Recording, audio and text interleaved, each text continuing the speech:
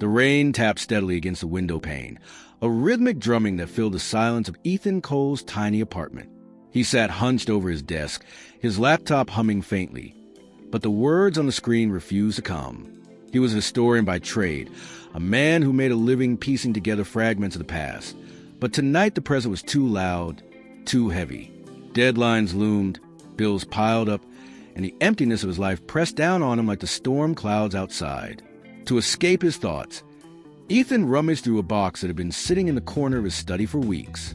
It was an old wooden chest, carved with faded patterns, its lock broken and its hinges rusted. He had found it during one of his trips to an abandoned estate on the outskirts of town, a place scheduled for demolition.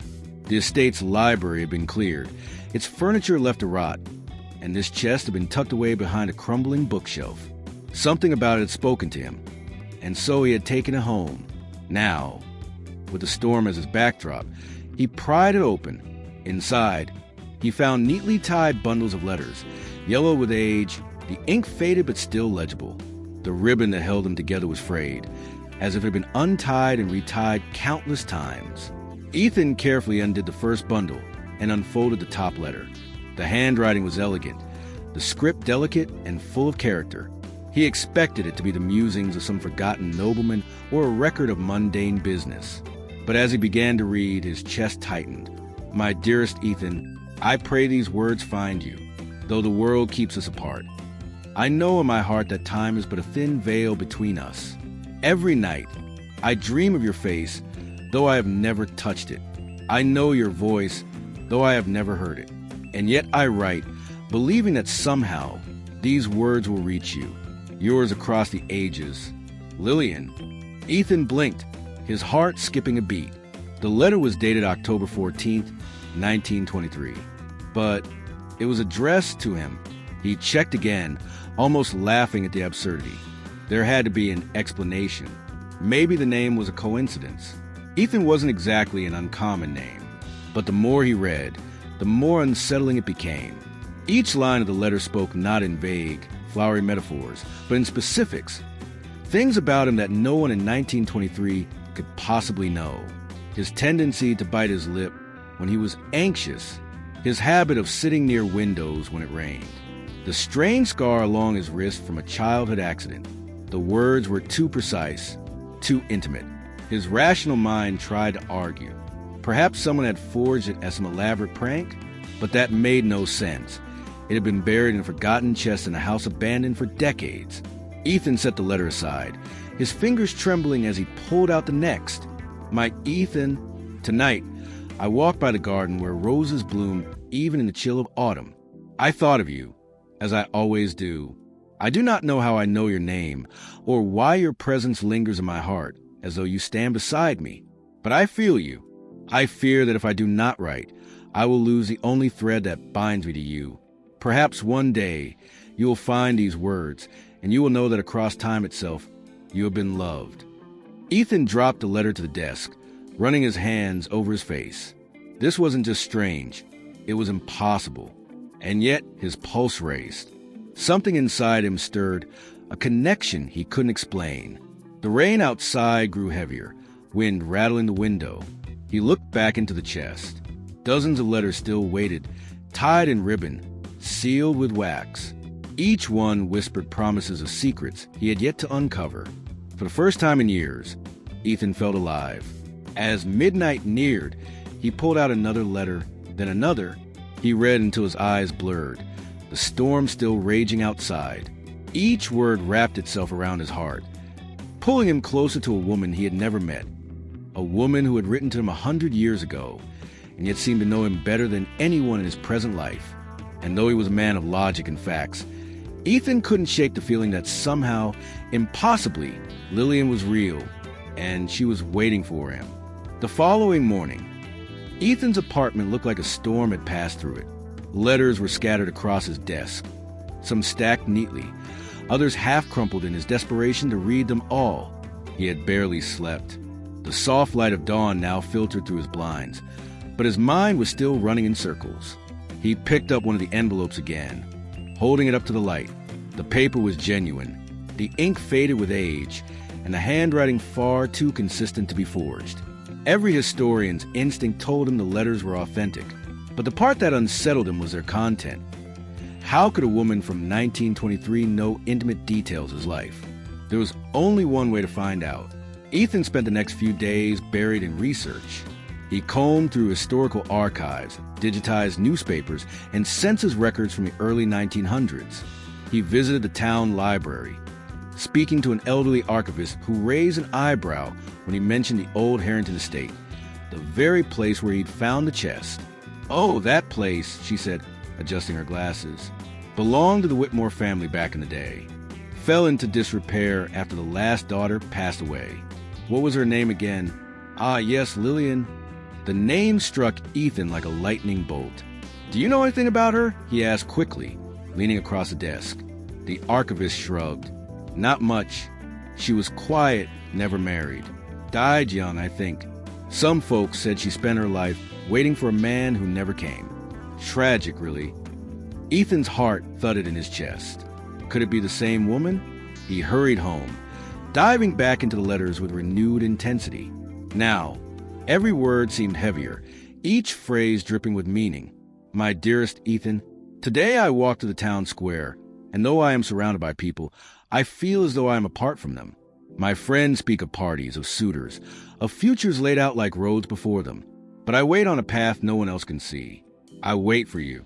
I cannot explain it to them, nor can I explain it to myself.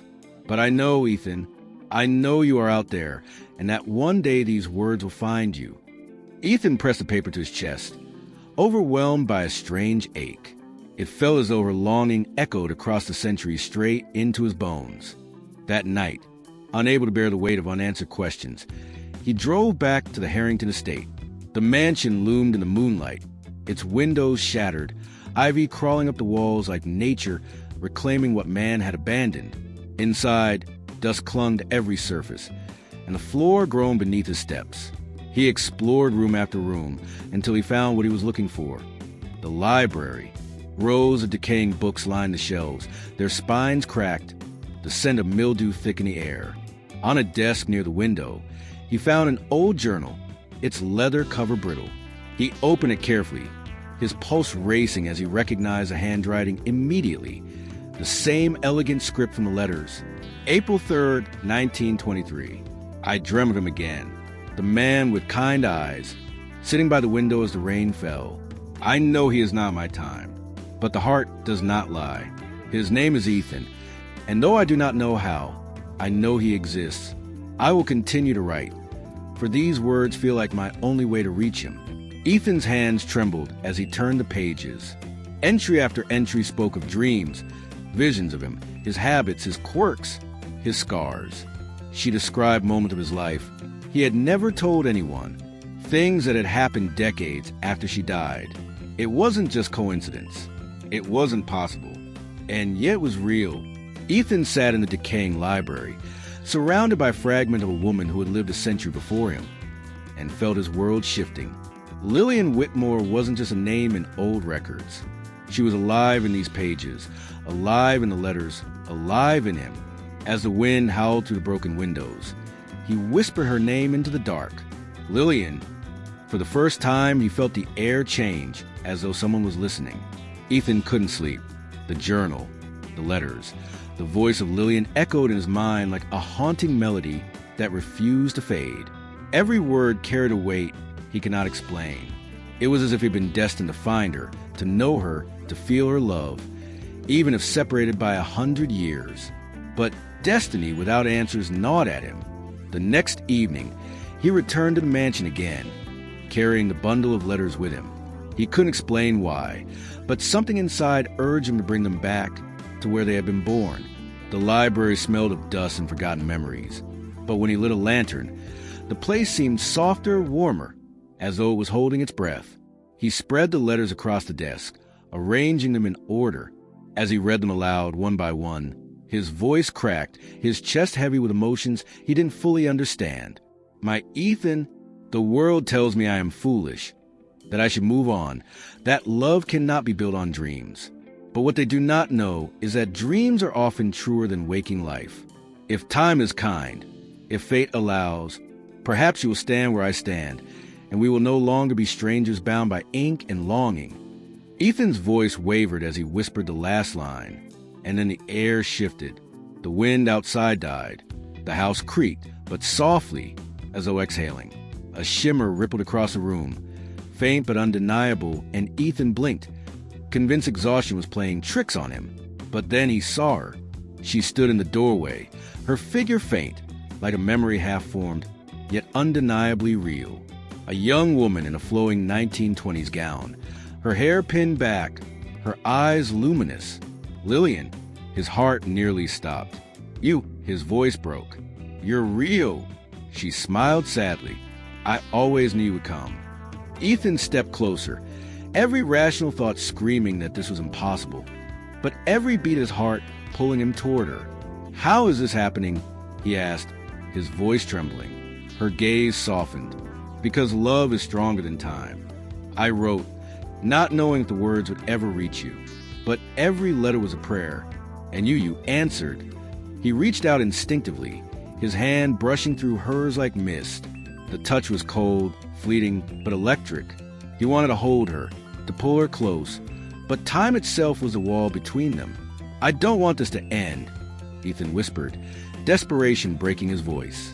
"Nor do I," she said, tears glimmering in her eyes.